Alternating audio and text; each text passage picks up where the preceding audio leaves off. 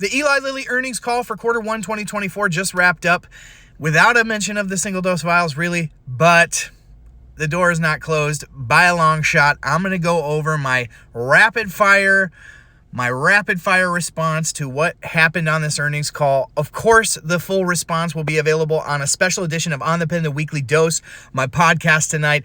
And so you're going to want to make sure you go over and download that podcast. So this is not meant to be a comprehensive review, just my initial thoughts and what I think we can glean from this call. So first off, not a lot of talk about the single-dose vials, but we did hear a lot of talk about the quick pen. That's the multi-dose one, sort of like the Ozempic pen.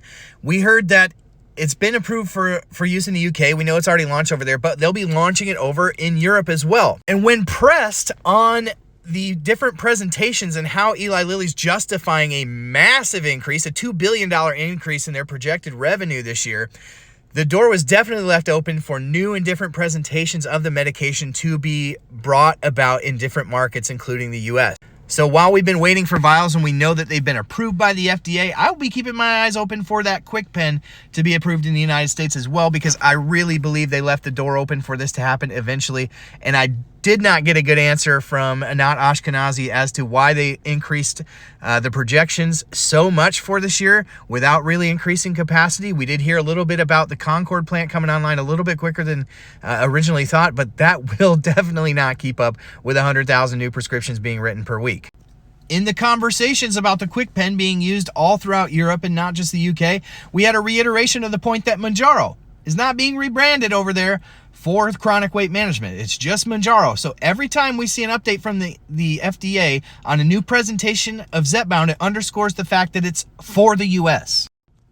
We also learned that the supply will not keep up with demand in the near or the midterm for these medications, which only underscores the need for new presentations. I think it's definitely coming.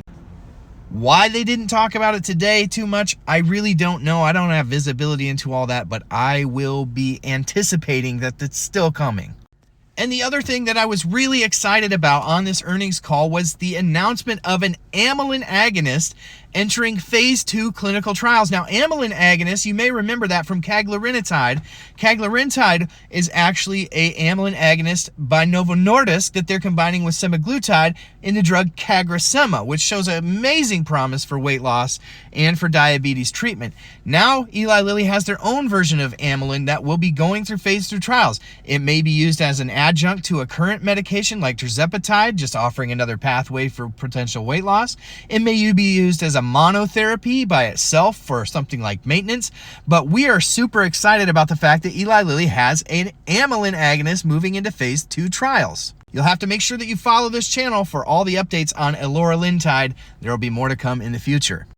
Again, this wasn't meant to be comprehensive. I'll have much more tonight at On the Pen, the weekly dose. Make sure you tune into the podcast, give it a 5-star rating and review. Make sure you hit all these buttons over here and share this review of the Eli Lilly earnings call with anybody who needs a quick recap from On the Pen. Thanks for watching.